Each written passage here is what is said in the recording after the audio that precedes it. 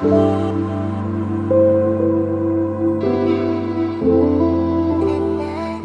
would we want to stretch our watercolour paper?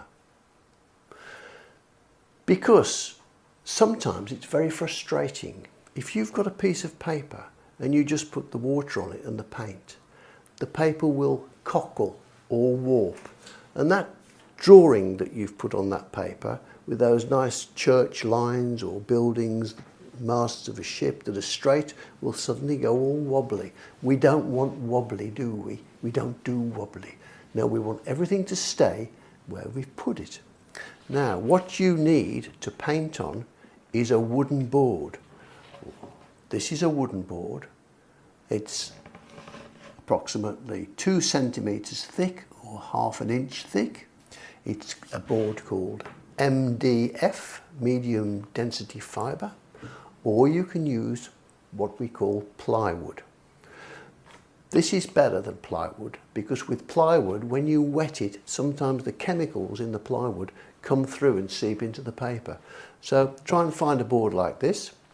You don't need to varnish it, it doesn't need to be shiny. Just get the board, several different sizes, and you won't go wrong. I've got lots of these boards, and when I'm having a stretching paper day, I'll do 10 boards of paper and have them piled up this high. I'll show you. So first of all, this is a paper that's been stretched onto the board already, and it provides me with a beautiful drum tight surface. I can put my little scaffolding lines of the subject I'm going to paint, put my washes on, let it dry, do my glazing, do more glazing, work my details, and it's a joy to work on a surface of paper that is stretched. This is the equipment you need to stretch the paper. A board, paper. You'll need a roll of 2-inch gummed tape. It's got gum on one side and nothing on the other side. Don't lick it because it doesn't taste very nice. You need a cup with some water in it, and I suggest you get a household washing up sponge which you can cut into a size like that. This, tape, paper, board, and of course some water. So let's begin to stretch our paper. First of all, we need to tear our gummed paper roughly into the length, a little bit over, of the paper that we're going to stretch. So one piece for the top, one piece for the bottom, and a couple for each side.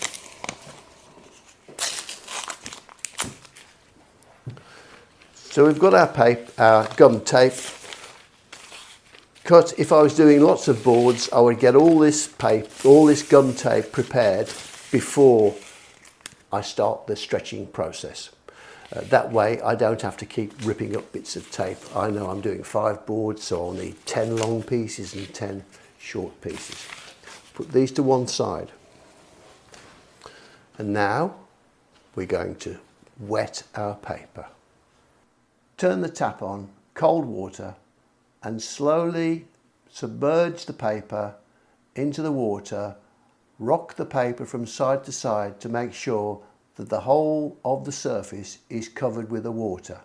Then turn your paper over and do exactly the same thing to the other side. When your paper is thoroughly wet, hold it up by one corner and let the excess water drip off the surface of the paper. When you've stretched your paper onto your board, let your board dry in a flat position for at least 2 days. So I've wet my paper thoroughly under the tap. I've held it up by the corner and let the water drain off the surface. Come to your board, place your paper carefully onto your wooden board, leaving a gap all the way around. Don't touch the surface of the paper with your fingers. Always start at the shortest side of the paper. And you'll see there are 2 short sides. It's up to you which side you pick first. Wet your sponge Get your gummed paper, put your sponge halfway across and slowly pull it down so that you've just got water on one half of the gummed tape. Why? Because we're going to put this on the paper and we know the paper is already wet. So the wetness of the paper will wet the other part of the gum tape. So place it on the end. So half of it's off the paper and half of it's on the paper. Press the middle. Put your sponge from the middle and pull it.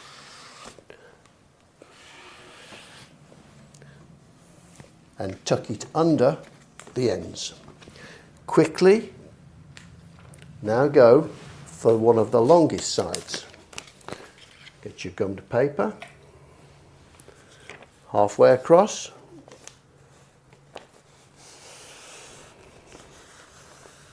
Pull it down. Half on the paper, half on the board. Try and get it so it's reasonably square. Start in the middle, to the side, to the side, to the side, to the side. Then just tuck it under the ends. This one may be trying to come away from the board. Just keep an eye on everything at the same time. This end next, which is another short end.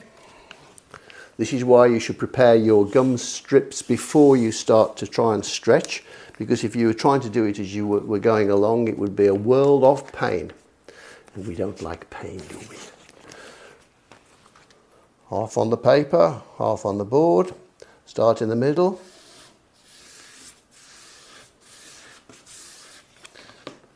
Now, it's a good idea to do all this stretching of paper on a day when you don't intend to paint. It's quite a nice thing to do. And if you can get yourself several boards, then you can stretch several boards with stretch paper at the same time. And that way, and different sizes, you've always got a stock of paper ready to paint on. So when you do feel like painting, you've got your painting time sorted, off you go. Tuck it underneath, just make sure it's not pulling off anywhere. Already the paper is trying to dry and it creates a tremendous tension on the board. It's trying to pull itself off the surface. This is what I do. I've got lots of pieces of wood. Put them on the end, which will hold that paper in position. I then get another board,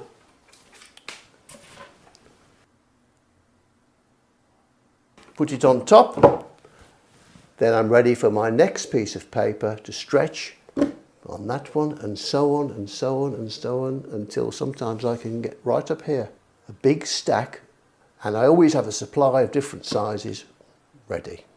If you get into the habit of doing this and realise the pure joy of painting onto stretch paper, drum tight, there'll be no turning back for you. You'll always want to do it. It might seem a bit of a fad to do it, but if you get into the habit, it's a habit worth keeping.